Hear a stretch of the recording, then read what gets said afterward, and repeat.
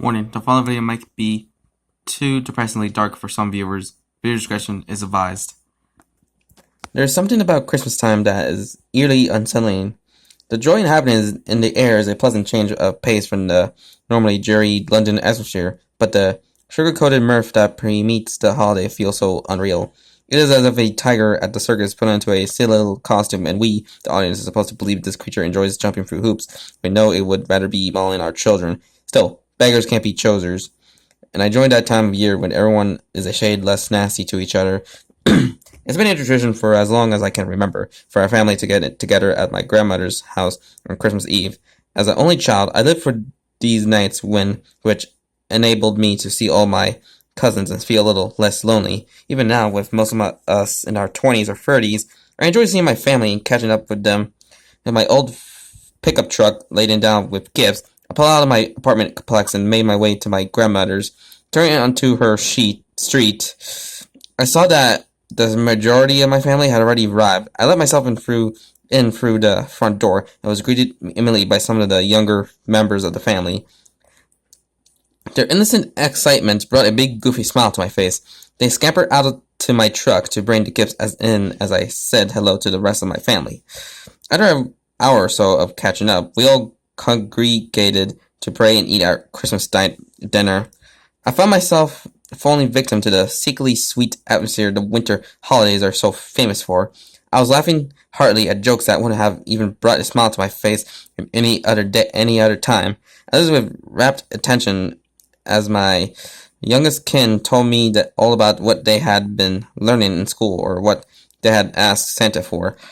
It was the time of year when I stopped playing the role of a recluse, and tonight in particular, I realized the need to cherish these moments. Full of delicious holiday food, we nevertheless began devouring my grandmother's homemade ice cream she so drastically presented to us. By this time of the night, the children's eyes began to grow heavy, and one by one they nodded off on the various couches and chairs and assembled haphazardly in the living room. A great uncle of mine committed one of the ultimate social fox pass and began discussing politics. The debate became rather heated, no doubt due to the upcoming elections in our area. I never much cared for the realm of politics, and in an effort to escape the growing awkwardness, I excused myself to use the restroom. I began walking back through the familiar hallway that led from the living room to the bedrooms. My grandmother was a very religious woman, and her house reflected that perfectly.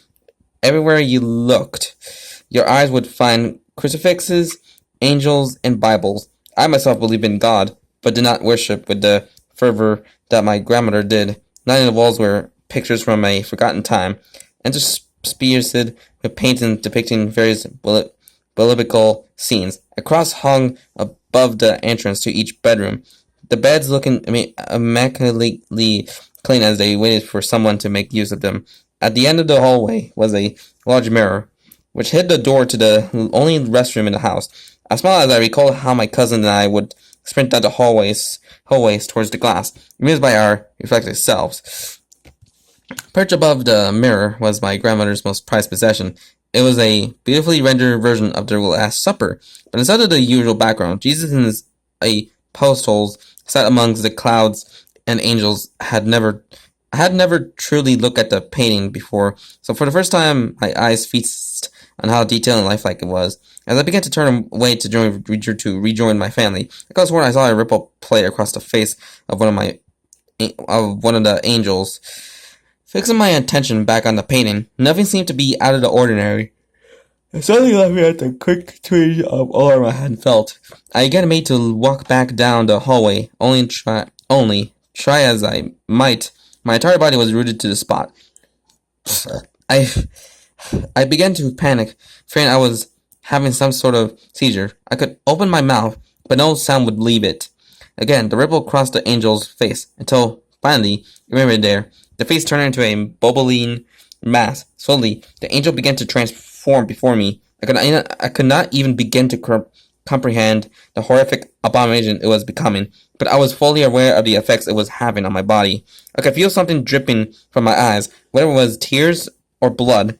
I could not tell. My brain throbbed against my skull with a painful intensity intensity. My mind threatened to explode as I neared the brink of insanity. My whole face began to tremble. I wanted nothing more than to scream for help, but my joy had other ideas. But my body had other ideas.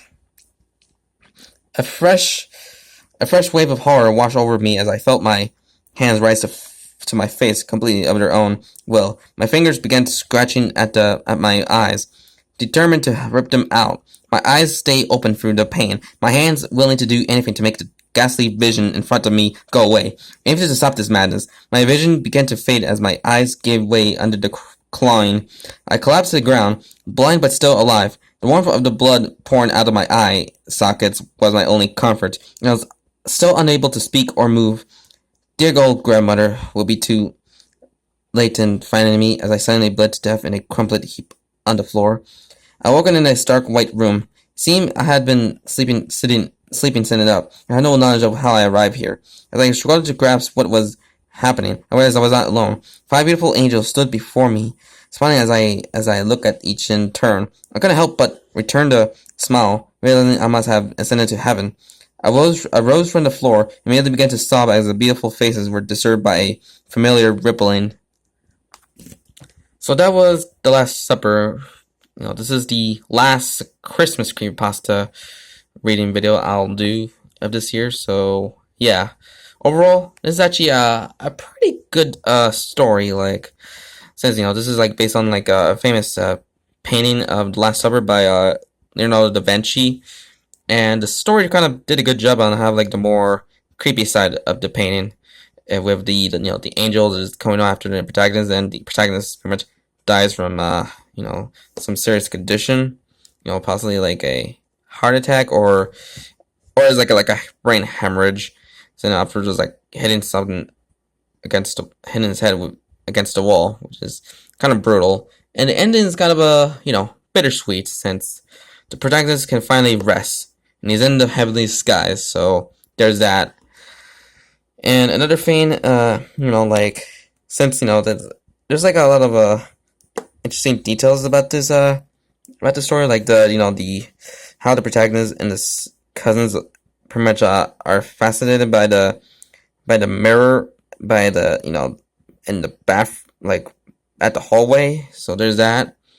And another thing is since angels are kind of scary, when they are scary, when going pretty much like thinking that that they're like as dangerous as demons. So there's that, which since there's like biblically accurate depictions of angels, where they're kind of horrifying, but kind of blissful. So there's that. So yeah, don't have anything else to say about this creepypasta. So yeah, so that was The Last Supper, the last of the Christmas creepypasta reading. So yeah, like and comment this video and subscribe for content. So yeah, Merry Christmas and Happy New Year. If it was not like the end of the last week of December yet, so there's that. So yeah, hope you have a very good Christmas, guys. So bye.